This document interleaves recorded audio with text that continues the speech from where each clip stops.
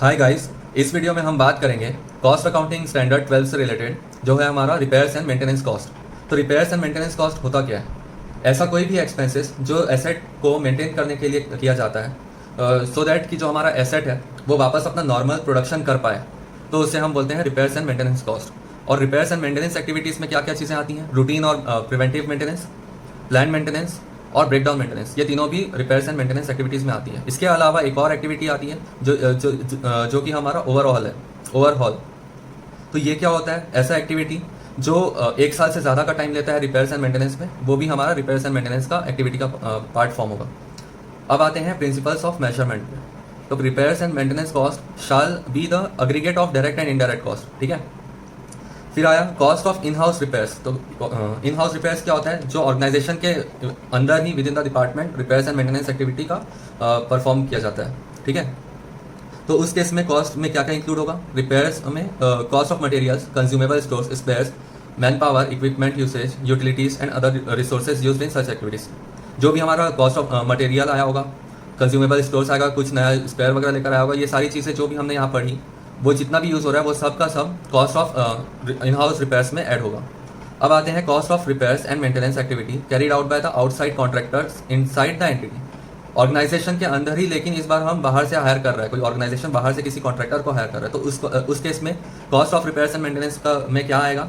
जो भी हमने ऊपर एक्सपेंसेस पढ़ा है उसमें हम सिर्फ और सिर्फ charges payable to the contractor add कर देंगे, तो ये आ जाएगा हमारा cost of repairs and maintenance activity carried out by the outside contractors inside the entity. अब आते हैं cost of repairs and maintenance jobs carried out by the contractor at its premises. कोई कॉन्ट्रैक्टर है हमने जो हायर किया है, वो स्पेयर्स निकाल करके अपने प्रीमिसेस लेकर जाएगा और वहाँ रिपेयर्स एंड मेंटेनेंस एक्टिविटी को रन करेगा। तो उस केस में क्या क्या क्या इंक्लूड होगा? इनवॉइस प्राइस और agreed price including duties and taxes and net of credits, जो हमने पढ़ा हुआ है ऑलरेडी, तो वो आ जाएगा कॉस्ट ऑफ रिपेयर्स का पार्ट बनेगा, ठीक है। And this cost shall also include, जो भी हमने क्या बोलते हैं उसको, कॉन्ट्रैक्टर को अलग से हमने कुछ रिसोर्सेज प्रोवाइड किया होगा अपने तरफ से भी, तो वो भी इंक्लूड हो जाएगा इसमें। फिर क्या बोल रहा है? Each type of repairs and maintenance shall be treated as a separate activity, ठीक है, डिस्टिंक्ट एक्टिविटी के जैसा ट्रीट करेगा। For example routine and preventive maintenance अलग से शो होगा, प्लान एक्टिविटी जो होगा वो भी अलग से शो होगा, और ब्रेकडाउन मेंटेनेंस एक्टिविटी भी अलग से शो होगा, separate. The cost of repairs and maintenance activities shall be measured for each major asset category separately। जो भी अलग अलग एसेट की कैटेगरी होती है उसके लिए जो भी मेंटेनेंस एक्टिविटी रन हो रही होगी उसका कॉस्ट जो है अलग से सेपरेटली शो होगा। फिर cost of spares replace which do not enhance the future economic benefits from the existing asset beyond its previous standard of performance shall be included under the repairs and maintenance cost। तो इसका एक अलग फंडा है, मैं बताता हूँ क्या है। कि अगर कोई भी एक्सपेंस कर रहे हैं एसेट का मेंटेनेंस और रिपेयर्स एक्टिविटी से रिलेटेड, तो उसमें क्या होगा कि अगर ऐसा एक्सपेंस जो हमारा एसेट का नॉर्मल प्रोडक्शन जो हम पहले जितना देता था, वो प्रोडक्शन कैपेसिटी जो भी थी एसेट की, अगर उतना ही लेकर जाता है तो वो कॉस्ट हमारा रिपेयर्स एंड मेंटेनेंस कॉस्ट में ऐड होगा। और अगर कोई ऐसा एक्सपेंस जो कि एसेट की वैल्यू बढ़ा दे रहा है, या फिर value as in useful life, या फिर उसका प्रोडक्शन कैपेसिटी बढ़ा देता है, तो वो हम कैपिटलाइज कर देंगे वैसे एक्सपेंसेस को, ठीक है। फिर हाई वैल्यू स्पेयर्स क्या होता है? हाई वैल्यू स्पेयर्स होता है एक मशीन का इंपॉर्टेंट पार्ट होता है जिसके बिना मशीन काम नहीं कर सकती है। तो जब भी वो उसका मेंटेनेंस होता है तो ऑर्गेनाइजेशन एक नया स्पेयर खरीद लेती है, और जो पुराना वाला जो मेंटेनेंस पे गया हुआ है उसको रिकंडीशन करके रखती है अपने पास, सो दैट उससे भी फ्यूचर में इकोनॉमिक बेनिफिट्स उठाया जा सके। तो जब भी वो वापस आता है तो उसे हम स्टॉक में रख लेते हैं, ठीक है। अब इसका कॉस्ट कैसे निकाला जाएगा? कॉस्ट ऑफ मेंटेनेंस ऐसे हाई वैल्यू स्पेयर्स का जो भी it will be the difference between the total of the cost of the new spare and the reconditioning cost, and the value of the reconditioned spare should be treated as the repairs and maintenance cost. Example से समझते हैं। अगर suppose एक नया spare आया 1 करोड़ का, और जो वैल्यू ऑफ एग्जिस्टिंग स्पेयर है आफ्टर मेंटेनेंस एंड रिकंडीशनिंग, उसका एस्टिमेशन क्या होता है 20 लाख का, तो जो भी इन दोनों के बीच का डिफरेंस है यानी कि 80 lakhs should be treated as repairs and maintenance cost, ठीक है। फिर the cost of major overhaul shall be amortised, ठीक है। फिनांस कॉस्ट नहीं फॉर्म होगा, पार्ट हमारा नहीं बनेगा रिपेयर्स एंड मेंटेनेंस कॉस्ट का। Repairs and maintenance cost shall not include imputed cost.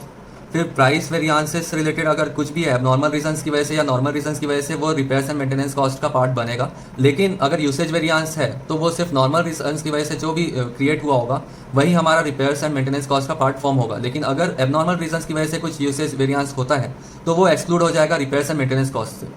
Any subsidy grant incentive received और रिसीवेबल शैल बी रिड्यूस्ड, ठीक है। फिर repairs and maintenance cost resulting from some abnormal circumstances, वो हमारा part form नहीं होगा repairs and maintenance cost से। Fines penalties damages paid, ये भी क्या बोलते हैं, फॉर्म नहीं होगा हमारा पार्ट, ठीक है। Credits recoveries shall be deducted.